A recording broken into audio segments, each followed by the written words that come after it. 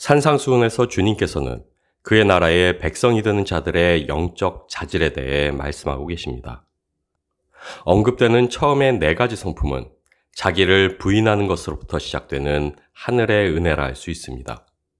그것은 자신의 오만함을 부인하고 오히려 마음의 가난을 깨닫는 것이며, 그것은 자기 만족이 아닌 자신의 영적 상태 때문에 애통하는 것이며, 그것은 방자함이 아닌 온유이며, 그것은 독선이 아니라 주님에 의해 줄이고 목말라 하는 것입니다. 그리고 그 다음에 이어지는 세 가지 성품은 보다 적극적인 성품으로 기꺼이 십자가를 지고 주님을 쫓게 되는 것입니다. 나를 향한 하나님의 긍휼 안에서 다른 이를 긍휼히 여기게 되고, 내가 아닌 주가 사시는 그 영적 성품 안에서 이제 불순함을 증오하고 거룩함을 사랑하게 되는 것입니다. 그리고 마침내 우리 안에 이루어지는 하나님의 나라, 그리스도께서 십자가의 피로 이루신 그 화평 안에서 하나님의 의로 통치되는 평안에 이르는 것입니다. 그리고 우리에게 이 은혜의 성품들이 갖추어질 때 주님이 설파하신 복음은 우리 안에 온전히 이루어지게 됩니다. 회개하라, 천국이 가까이 왔느니라. 예수님이 이 땅에서 그분의 공생애를 시작하시며 외치신 복음입니다. 우리는 회개라 하면 한 개인이 겪고 있는 죄의 문제로만 국한하여 생각하고, 구원이라 하면 사후에 천국에 가는 것만을 생각합니다. 그러나 예수님 이전에 수많은 선지자들을 통해 외쳐졌던 회개는 각 개인이 자신의 죄를 자백하는 것만을 의미하지 않았습니다. 단순히 죄를 후회하고 반성하는 것이 아닌 죄 아래 놓인 나의 무능을 깨닫고 애통하며 죄의 불법으로 통치되는 세상의 무력함에 애통하는 데까지 나아가는 것이요, 마침내 하나님의 통치를 구하고 찾고 두드리는 것이 바로 회개였습니다. 그렇게 회개는 개인의 죄에 대한 문제를 넘어 죄 아래 놓인 세상의 통치를 거부하는 것입니다. 하나님의 주권 아래 하나님의 의와 법으로 통치되기를 간절히 원하는 것입니다. 다시 말해 하나님 나라의 온전한 회복을 간절히 구하고 기대하는 것이 회개요, 하나님의 나라가 마침내 임하여 통치하는 것이 바로 구원입니다. 기와요초가 만발하고 슬픔과 근심이 없으며 아픔도 죽음도 없는 낙원을 영원토록 살아가는 것은 하나님 나라의 겉모습일 뿐입니다. 우리의 구원은 하나님이 그 왕좌에 앉으사 통치하시는 그 나라를 살아가는 것이요, 하나님이 그분의 의로 다스리시는 그 세계에 속하게 되는 것입니다. 이사야서 57장 21절 말씀입니다. 내 하나님의 말씀에 악인에게는 평강이 없다 하셨느니라. 화평은 참된 통치의 결과입니다. 하나님의 의로 통치되는 곳에 드러나는 명백한 증거는 바로 평안이요 안식입니다. 그리고 참된 통치로 화평케 된 자만이 또한 참된 다스림의 권세를 부여받아 그 통치 아래 다른 이들을 화평케 할 수 있게 됩니다. 그러나 우리가 기억해야만 할 것은 화평은 단순한 화해나 진정시킴을 의미하지 않는다는 사실입니다. 우리가 누리는 화평은 독생자의 피와 죽음이라는 엄청난 대가와 희생을 치르고 이루신 것입니다. 그렇게 우리 역시 하나님의 희생에 비할 바는 못 되지만 화평케 하는 일에 많은 희생을 요구받게 됩니다. 헬라어로 화평케 하는 사람은 에이레네 포이오스입니다. 그리고 이 말은 평화나 화평을 뜻하는 에이레네와 만드는 사람을 의미하는 포이에오의 합성어로 평화를 만드는 사람이라는 뜻을 가지고 있습니다. 그래서 화평케 하는 자는 그저 앉아서 평화를 기다리거나 이미 이루어진 평화에 안주하여 조심히 그것을 지키는 자가 아닙니다. 화평케 하는 자는 평화가 없는 곳에 평화를 찾고 만드는 사람입니다. 다툼과 분쟁이 있는 곳에 평안을 가져오는 사람입니다. 그리고 이것은 사람 사이의 갈등과 불화만이 아닌 욕망, 탐욕, 욕구, 시기, 질투 등 우리 마음 안의 불화와 갈등에도 해당한다 할 수 있습니다. 다시 말해 화평케 하는 자는 자신 안에 하나님의 나라가 이루어지도록 애쓰는 자요. 자신이 서 있는 바로 그곳이 하나님이 다스리시는 하나님 나라가 이루어지도록 수고하는 이라 할 수 있습니다. 고린도 후서 6장 14절에서 16절 말씀입니다. 너희는 믿지 않는 자와 멍에를 함께 매지 말라. 의와 불법이 어찌 함께하며 빛과 어둠이 어찌 사귀며 그리스도와 벨리알이 어찌 조화되며 믿는 자와 믿지 않는 자가 어찌 상관하며 하나님의 성전과 우상이 어찌 일치가 되리요. 우리는 살아계신 하나님의 성전이라. 이와 같이 하나님께서 이르시되 내가 그들 가운데 거하며 두루 행하여 나는 그들의 하나님이 되고 그들은 나의 백성이 되리라. 우리가 화평을 사랑해야만 하는 데는 두 가지 이유가 있습니다. 첫째, 우리는 화평을 위해 부르심을 받았기 때문이며, 둘째, 화평은 은혜의 본질이기 때문입니다. 죄에 종속되어 죄의 불법으로 살아가게 된 그 순간부터 우리는 본질상 사납고 잔인한 기질을 가졌습니다. 우리의 죄 때문에 땅이 저주를 받았을 때 그 저주는 땅이 가시덤불과 엉겅퀴를 낼 것이라는 것이었습니다. 그리고 흙으로 지음받은 사람의 마음은 본질상 이 저주 아래에 있습니다. 그것은 다툼, 논쟁의 엉겅퀴 말고는 내는 것이 없습니다. 그러나 은혜는 사자 같은 흉포를 양 같은 온유로 바뀌게 합니다. 복음이 사람의 마음에 행하는 능력은 분노와 반감으로 가득 찼던 사람을 화평하고 온유하게 변화시킵니다. 왜냐하면 복음이 이루는 우리의 구원은 우리 안에 이루어지는 하나님, 나라이기 때문입니다. 하나님이 통치하시는 그분 나라의 결국은 평안이요, 안식이기 때문입니다. 그렇기에 화평을 사랑하는 자, 화평을 따라 행하는 자가 된다는 것은 화평의 왕을 따르는 이의 분명한 표시 중 하나라 할 수 있습니다. 그들은 일치를 사랑하는 자이며 조화를 촉진하는 자이며 불화를 화해시키는 자들입니다.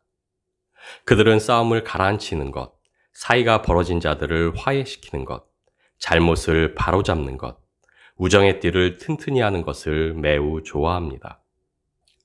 화평의 아들로서 그들은 악독과 투기를 일삼는 자, 가증스러운 자, 피차 미워하는 자가 있는 악취나는 이 세상에 하늘나라의 맑고 평온한 향기를 불어넣습니다. 그러나 우리가 명심해야만 할 것은 우리가 찾는 화평은 결코 죄나 죄인과 화친하여 짝을 짓는 것이 아니라는 것입니다. 우리는 타인과 화친할지라도 그들의 죄와는 전쟁을 해야만 합니다. 화평케 하는 자가 되었다는 것이 그저 세상의 모든 것을 용납하고 착하게 굴어야 한다는 것을 의미하지는 않습니다. 모든 사람으로 더불어 화평하되 그러나 그 무엇보다도 우리는 거룩함을 쫓아야만 하는 이들입니다. 화평케 하는 자는 오히려 어둠의 일에 참여하지 않고 도리어 책망하는 자입니다. 우리는 거룩함을 잃으면서까지 화평을 구해서는 안 됩니다. 또한 잘못된 진리에 이를 정도로 다른 사람과의 사이에 화평을 구해서도 안 됩니다. 화평을 쫓는 이에게 거룩과 진리는 그 무엇에도 양보할 수 없는 것입니다. 왜냐하면 화평은 의를 희생하고는 결코 이루어질 수 없는 것이기 때문입니다. 하나님의 의로 통치되지 않는 곳에 참된 화평은 존재할 수 없기 때문입니다. 그래서 성경은 오직 위로부터 난 지혜는 첫째 성결하고 다음에 화평하고 관용하고 양순하며 긍휼과 선한 열매가 가득하고 편견과 거짓이 없나니라 기록되어 우리를 교훈하고 있습니다. 우리에게 가장 우선 되어야만 하는 것이 그 무엇도 아닌 하나님 앞에서의 성결임을 가르치고 있습니다. 자신의 십자가를 지고 주를 따르는 제자도를 요구하지 않고 이루어지는 전도는 능력의 복음을 값싼 복음, 값싼 은혜로 전락시킵니다. 그리고 값싼 은혜가 있듯 값싼 평화 역시 있습니다. 하나님의 의의 통치가 이루어지지 않는 곳에 선포되는 화평은 거짓이요.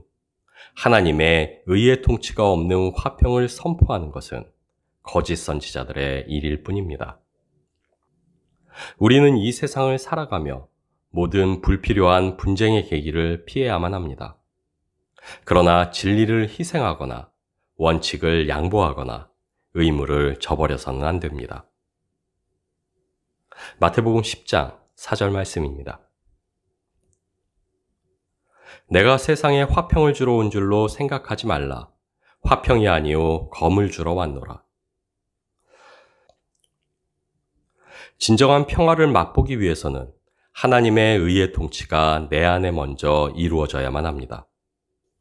다시 말해 평화의 하나님께 나아가 하나님과의 관계를 회복해야만 합니다. 진짜 평화는 평화의 주인이신 하나님을 우리 안에 모실 때 가능합니다. 주님께서는 우리가 우리의 죄로 잃었던 그 나라의 안식을 다시 찾게 하시기 위해 그 사랑으로 십자가의 전투를 기꺼이 치르셨습니다. 그리고 이제 그 사랑의 십자가를 우리에게 지우시고 그 나라의 평안을 우리에게 맡기셨습니다. 그래서 평안을 너희에게 주노라 선언하신 주님께서는 또한 화평이 아닌 검을 주러 왔노라 선포하심으로 우리가 단지 화평을 누리는 자들이 아닌 화평을 만드는 자, 곧 화평케 하는 자로 살아갈 것을 명령하셨습니다. 참된 평화의 주인 되시는 하나님께로 나아가기 위한 자신과의 싸움, 죄와의 싸움, 그 영적 싸움을 지시하사 화평케 되고 화평케 하기 위한 싸움으로 이 땅을 살아가게 하셨습니다. 우리로 자신과 하나 되게 하시고 자신이 살아가신 삶을 우리 또한 살아가게 하사 우리로 하나님의 아들이라 불리워지기에 부족함이 없게 하셨습니다. 디모데 후서 3장 1절에서 5절 말씀입니다. 너는 이것을 알라.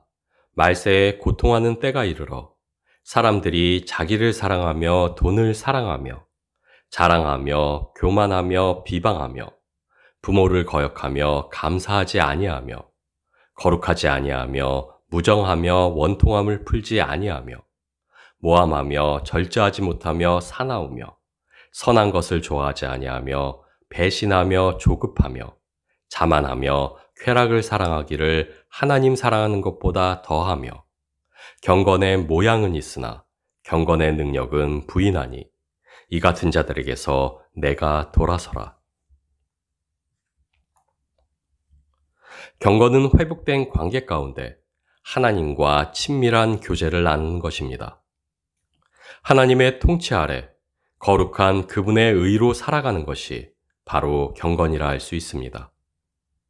그리고 하나님과 온전한 관계를 회복하고 친밀함을 유지하며 마침내 그분의 통치로 살게 되는 그 과정은 우리가 이 땅을 살아가며 수없이 반복해야만 하는 영적 싸움의 단계들입니다. 그렇게 우리는 그리스도 예수 안에서 평안을 누리며 그 평안 속에서도 전쟁을 준비하는 자들이어야만 합니다. 그리고 그 전쟁의 성패는 온전한 하나님의 통치, 다시 말해 주님이 내 삶의 주인 되게 하시는 것에 달려있다 할 수 있습니다. 내가 죽고 그리스도가 사는 것, 그것이 그리스도의 검을 들고 싸우는 우리가 마침내 이르게 되는 평안이요, 안식입니다.